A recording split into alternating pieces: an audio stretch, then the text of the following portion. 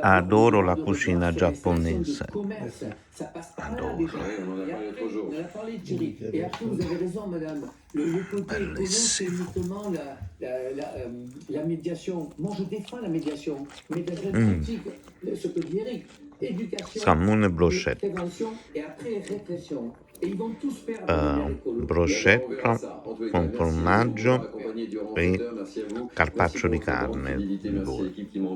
Salmone fresco, maki, gambas che si mettono in questo sughetto straordinario senza poi contare il riso.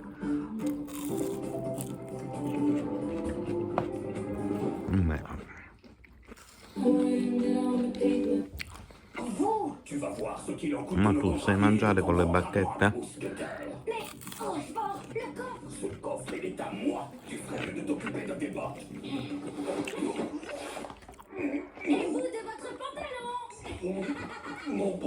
Il giapponese? Vabbè.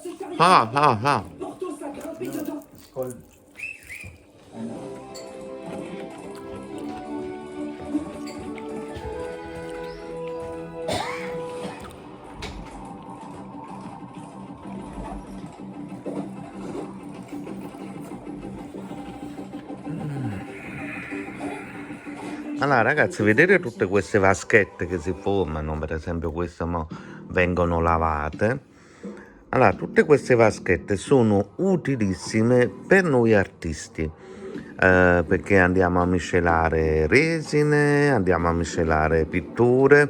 Normalmente le dovremmo comprare, quindi costano un sacco di soldi. Ora, se voi avete amici o parenti che fanno quadri, lavori in resina, conservateli e regalateli a loro. Vi assicuro al 100% che rimarranno veramente colpiti, perché queste cose servono continuamente a noi che dipingiamo, a noi che facciamo le cose. Quindi non buttatele, oltre al fatto che comunque andranno in mare, quindi andranno in bocca a qualche pesce che poi andiamo a mangiare, perché sappiamo tutti benissimo come funziona. Quindi tanto vale la pena conservare e dare, o utilizzate voi per fare le cose artistiche oppure le regalate alle persone che fanno delle cose artistiche. Vi assicuro al 100% che saranno contentissimi. Lo so, per esperienza personale. Ciao ciao a tutti.